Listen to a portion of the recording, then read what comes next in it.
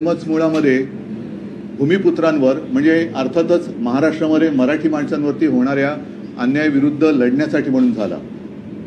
आता सगळ्यांच्या लक्षात आलं असेल की शिवसेना यांना का संपवायची आहे, कारण यांना महाराष्ट्रावरती यांची हुकुमशाही लादायची आहे। खरं तसं पाहिलं तर आमचा कोणत्याही भाषेला विरोध नाही आहे, कोणत्याही भाषेचा आम्ही द्वेष करत नाही, पण द्वेष करत नाही याचा अर्थ आम्ही कोणाची भाषा किंवा कोणतीही भाषा उगाच सक्तीने आमच्यावरती लादून घेणार नाही। पहिल्या प्रथम मी दीपकजींना सांगेन की तुम्ही आंदोलन जे काही करायचं ठरवलेलं आहे ज्याच्यामध्ये शिवसेना पूर्ण पूर्ण पूर्ण त्यांच्या सोबत आहे। मराठी भाषिक मराठी भाषेचे पुत्र म्हणून शिवसेना तर त्यामध्ये सहभागी होणारच आहे। मी त्यांचं बोलून झाल्यावर आणखीन बोलेनच, पण आधी आपण काय करणार आहोत ते सांगा। नमस्कार आणि सगळ्यांचे आभार मानतो। मी आज शिवसेना पक्षप्रमुख उद्धवसाहेब ठाकरे यांना आम्ही शालेय शिक्षण अभ्यास आणि कृती समन्वय समितीचे जे सगळे पदाधिकारी आम्ही सगळे साहेबांनाच भेटायला आलो होतो। काल आमची भेटीची वेळ ठरली। या भेटीच्या दरम्यान संजय राऊत साहेब, विनायक राऊत साहेब, अभ्यंकर साहेब आणि हे सगळी मंडळी हजर होती। या भेटीच्या दरम्यान आम्ही गेल्या 2-2.5 महिन्यांमध्ये ज्या प्रकारचं आंदोलन महाराष्ट्रभरामध्ये नागरी समाजातल्या चळवळींनी उभं केलंय त्याच्याबद्दलचा तपशील आम्ही उद्धवजींना सांगितला। त्यावेळेचा त्यांचा पहिला प्रश्न असा होता की हिंदीला किंवा तिसऱ्या भाषेच्या सक्तीला आपला विरोध आहे, हे आता सर्वदूर लोकांच्या पर्यंत गेलेलं आहे। यानंतर आपल्याला काय करायचंय आणि कार्यक्रम काय असणार आहे हे तुम्ही लोकांशी बोला किंवा आमच्याशी अगोदर बोला, आणि या प्रकारच्या कार्यक्रमाबद्दल बोलून नंतर कोणत्याही परिस्थितीत तिसऱ्या भाषेची सक्ती, जिला सरकार सोपं करण्याच्या दृष्टीने हिंदीची सक्ती असं म्हणतंय, ती पूर्ण घालवण्याच्या दृष्टीने शिवसेना पक्ष पूर्ण ताकदीने आमच्यासोबत उभा राहील अशा प्रकारचं शब्द उद्धवजींनी दिलाय। 2 कार्यक्रम आम्ही त्यांच्याशी आज चर्चा करताना त्यांच्यासमोर सांगितले। एक म्हणजे येत्या रविवारी 29 जूनला दुपारी 3 वाजता मुंबई मराठी पत्रकार संघामध्ये नागरी समाजातल्या चळवळी आणि सर्व कार्यकर्ते, राजकीय पक्षांचे प्रतिनिधी यांची जाहीर सभा आम्ही घेतो आहोत। आणि त्या दिवशी 16 एप्रिलचा शासन निर्णय ज्याच्यामध्ये अनिवार्य हा शब्द वापरला गेला, 17 जूनचा शासन निर्णय जिथे अनिवार्य हा शब्द बदलून सर्वसाधारण हा शब्द आणला गेला पण त्याचा अर्थ तोच आहे, आणि 6 जूनचं रेखावार यांच्या सहीचं परिपत्रक, ज्या परिपत्रकाच्या नुसार NCERTची पुस्तकं महाराष्ट्र शासनाने अनिवार्यपणे घ्यायची आहेत, ज्यामुळे आपल्या सगळ्यांच्या आठवणीचा भाग असलेली बालभारती आणखी काही वर्षांनी कालबाह्य होणार आहे। या 3 महत्वाचे 2 शासन निर्णय आणि 1 परिपत्रक यांची प्रतिकात्मक होळी करण्याचा कार्यक्रम आम्ही करतो आहोत। आणि या कार्यक्रमामध्ये उद्धव साहेबांनी यावं आणि शिवसेना पक्षाच्या सर्व प्रमुख नेत्यांनी, कार्यकर्त्यांनी सहभागी व्हावं अशी आम्ही त्यांना विनंती केली, आणि मला आनंद वाटतो की उद्धवजींनी आमची ती विनंती मान्य केली आहे। 7 जुलैला आझाद मैदानामध्ये धरणं आंदोलनाचा कार्यक्रम आम्ही करतोय, अधिवेशन त्यावेळेला चालू आहे। हे जे धरणं आंदोलनाचा कार्यक्रम आहे त्यामध्ये उद्धवजींनी सुचवलेली एक महत्वाची सूचना अशी होती की आपण हुतात्म्यांना अभिवादन करून त्या कार्यक्रमाची सुरुवात करावी। हुतात्म्यांना अभिवादन करून सर्व जे मराठी प्रेमी नागरिक आहेत ते हुतात्मा स्मारकापासून आझाद मैदानात येतील आणि मग हुतात्म्यांना अभिवादन करून ते आंदोलन आपण करणार आहोत। आमचा प्रयत्न असा आहे की विधिमंडळामध्ये शिवसेना पक्षाचे, मवियाचे जे सगळे लोकप्रतिनिधी आहेत ते सगळे विधिमंडळातली सगळी आयुधं वापरून याबद्दल सहकार्य करतील, आणि ज्या प्रकारच्या गोष्टी महाराष्ट्राच्या राजकारणामध्ये घडवून आणण्याच्या काही गोष्टी होताना आपल्याला दिसत आहेत, किंवा संघ भाजप परिवाराच्याकडनं रेशीम बागेतनं हिंदी हिंदू हिंदुस्थानचं कथन संपूर्ण महाराष्ट्रात पोचवण्याच्या त्यांच्या कारस्थानाचं हत्यार, सांस्कृतिक कारस्थानाचं हत्यार म्हणून जर हिंदी भाषा वापरली जात असेल तर आम्ही कार्यकर्ते ह्या बाबतीत अत्यंत स्पष्ट आहोत की या प्रकारच्या कारस्थानाचा भाग म्हणून होणाऱ्या हिंदीच्या अंमलबजावणीला आम्ही विरोध करत आहोत। आणि आम्हाला आनंद आहे की उद्धवजी गेल्या बराच काळ ज्या या प्रकारच्या अघोषित हुकुमशाहीच्या बद्दल बोलतायत ती अघोषित हुकुमशाही आम्हाला हिंदीच्या अंमलबजावणीमध्ये किंवा तिसऱ्या भाषेच्या सक्तीमध्ये पण दिसते. हे जे आंदोलन आहे हे काल आम्ही काँग्रेस पक्षाच्या प्रांताध्यक्षांना भेटलो, आज उद्धवजींना भेटलो. आमचे अगदी दादा भुसेंनाही भेटायची तयारी आहे. ते असं म्हणालेत की आम्ही सगळ्यांच्या समोर सादरीकरण करणार आहोत. असं आम्ही ऐकलं की ते आज कुठेतरी सादरीकरण करतायत सुद्धा. आम्ही पण त्यांच्यासमोर प्रतिसादरीकरण करून त्यांचा हा निर्णय महाराष्ट्राच्या दृष्टीने कसा आत्मघातकी आहे हे त्यांना आणि उभ्या महाराष्ट्राला समजावून सांगणार आहोत.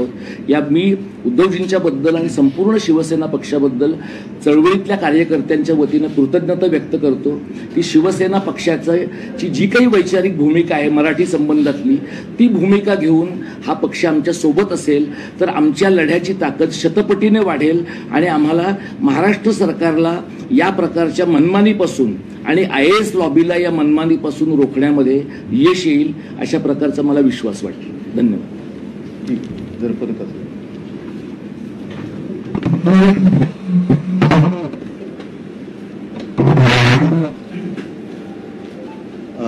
दीपकजींनी आता आंदोलनाचं स्वरूप सांगितलं. ही आंदोलनाची सुरुवात असेल, कारण 2च आंदोलनं करून हे आंदोलन काय थांबणार नाही. हे आंदोलन पुढे जोपर्यंत ही सक्ती मागे घेतली जाणार नाही तोपर्यंत चालू राहील. तसं पाहिलं तर मुळामध्ये हा विषय 5 मिनिटांमध्ये संपण्यासारखा आहे. मुख्यमंत्र्यांनी जर का जाहीर केलं की मी माझ्या राज्यामध्ये हिंदीची सक्ती करणार नाही, होऊ देणार नाही, त्याच्यासाठी सादरीकरण करण्याची काही गरज नाही आहे. आणि हे दळण कशासाठी दळताय? म्हणजे परत तुम्ही जी काय म्हणजे भाजपने जी काही घोषणा केली होती बटेंगे तो कटेंगे, म्हणजे आता बाटेंगे आणि काटेंगे असं त्यांचं एक धोरण दिसतंय की जी काही एक चांगली एकजिन्सीपणा या सर्व इतर भाषिक आणि मराठी भाषिकांमध्ये राज्यात आणि मुंबईमध्ये आहे त्याच्यात कुठेतरी मिठाचा नाही तर विषाचा खडा हे टाकतायत.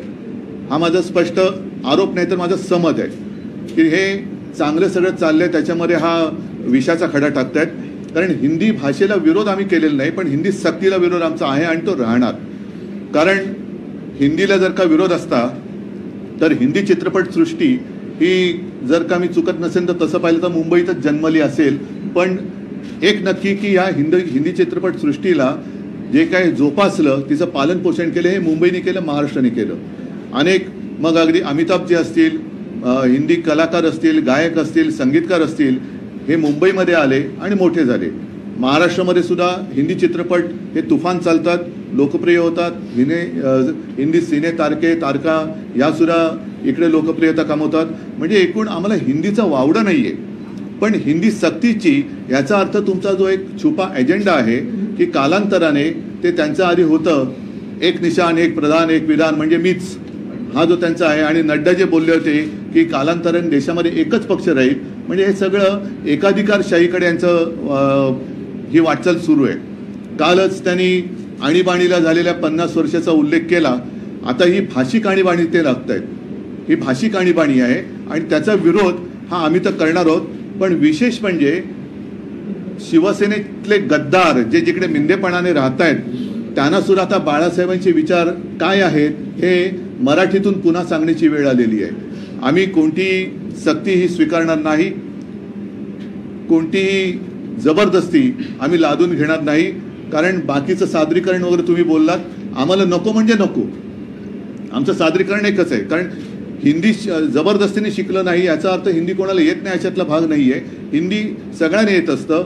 मध्ये तर ते RSSचे भैया जोशी ते येऊन तिकडे मुक्ताफळं उधळून गेले होते की मुंबईची घाटकोपरची भाषा गुजराती आहे. म्हणजे मग तुम्ही असे सगळीकडे त्या भाषा जबरदस्ती करणार का? तर हे आम्ही काय चालू देणार नाही.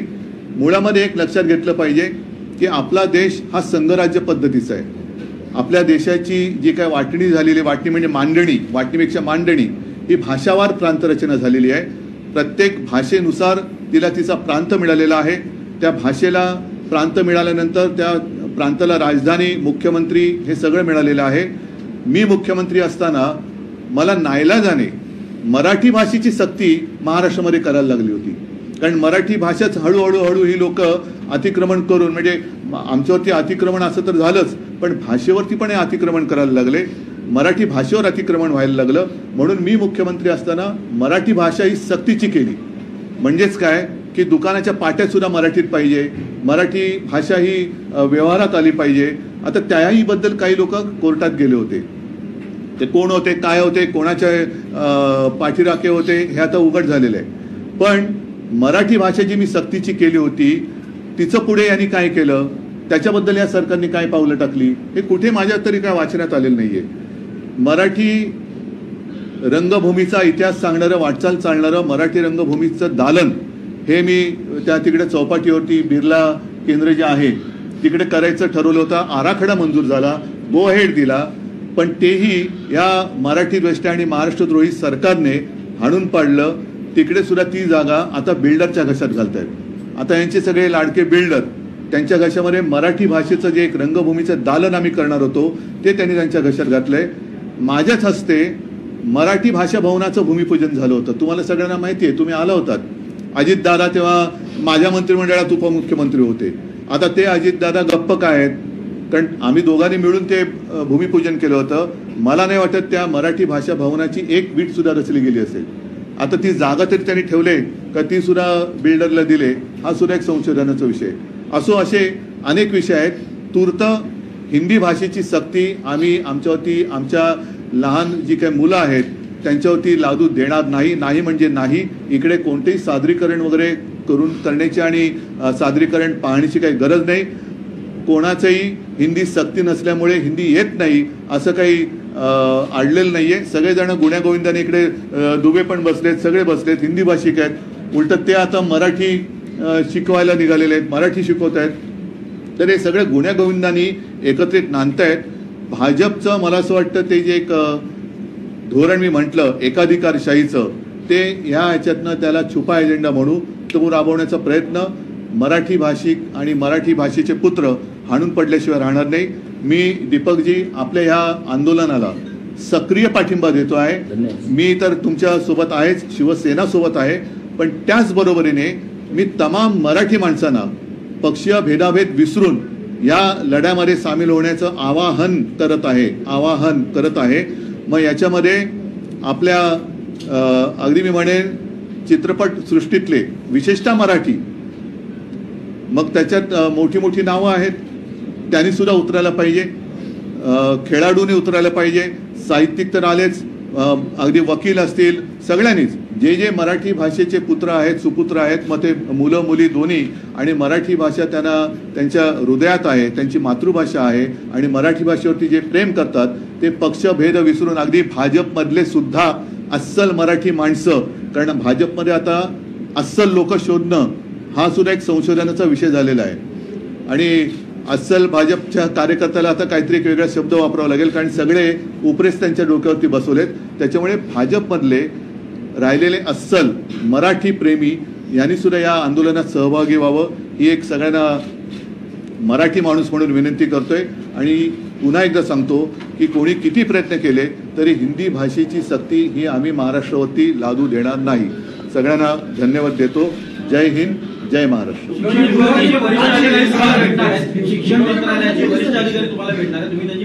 मी त्यांना आझाद मैदानावर भेटेन जिकडे आमचं आंदोलन सुरू असेल. पण मुळामध्ये हिंदी भाषेची सक्ती ही आम्ही लादू देणार नाही.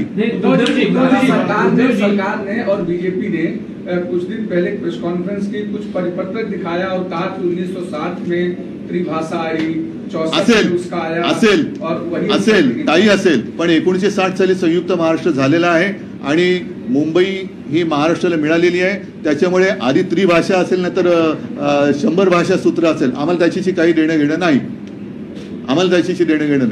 बरं, हे त्रिभाषा सूत्र देशातल्या किती राज्यात आहे? गुजरातमध्ये आहे का? तिकडे हिंदी शिकवत आहे का? शिकवत असेल तर जरूर शिकवा, आमचं त्याला नाहीये. तर तुम्ही तामिळनाडूमध्ये शिकवत आहे का?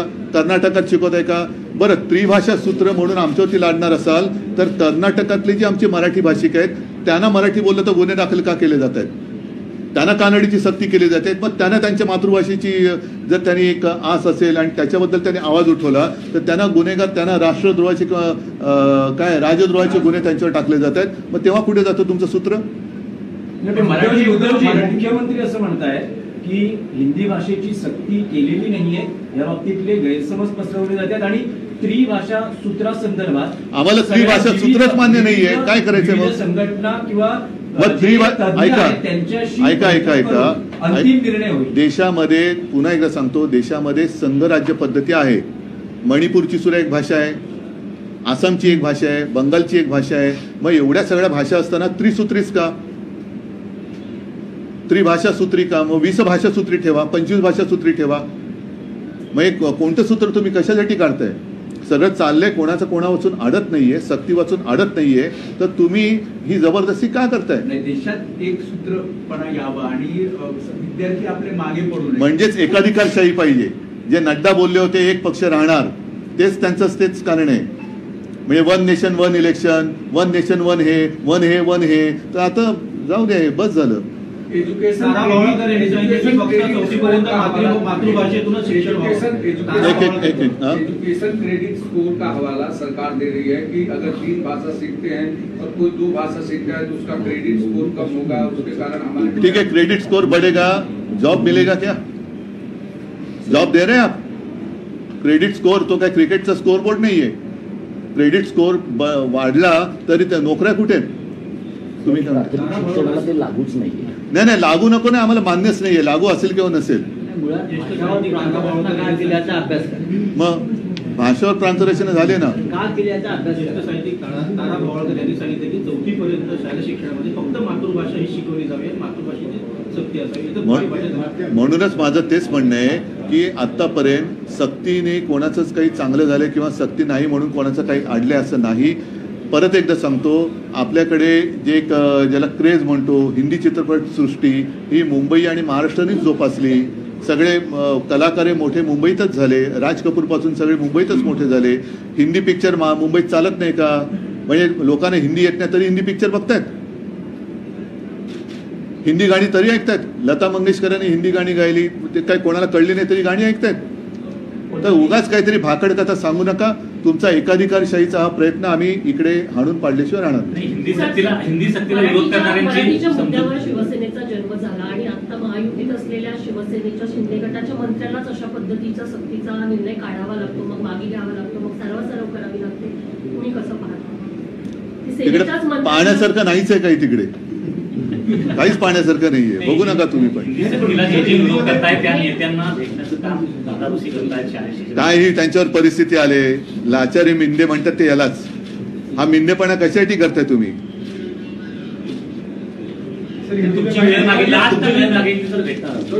या विषयावरती मला मी कोणाचा स्टँड बिंड काय बघत नाही. माझा स्टँड हा आहे. मला बाकीच्याने माझा स्टँड काय तो बघावा. उद्धवजी, महापालिका निवडणुका आहे, हे सगळं पाहता काही यामध्ये यामागे काही पडद्यामागे काही राजकारण आहे असं तुम्हाला वाटतं का? कारण नाही, मी एकच विषय, मी जो परवा माझ्या शिवसेनेच्या वर्धापन दिनानिमित्त सांगितलं तेव्हाही मी हा विषय घेतला होता की मराठी माणसाला इतर भाषिकांना आपापसा मध्ये लढायला लावायचं. आता अधिवेशन आहे, अधिवेशनाच्या तोंडावरती हा सगळा लढा उभा राहील. म्हणजे अधिवेशनाचं बिनबुबाट पार पडेल. यांचे घोटाळे जे आहेत हे घोटाळे आम्ही काढणारच आहोत, पण या घोटाळ्याकडे दुर्लक्ष व्हावं म्हणून हा सगळा खटट उपाय. ठीक आहे, सगळ्यांना धन्यवाद. जय हिंद, जय महाराष्ट्र.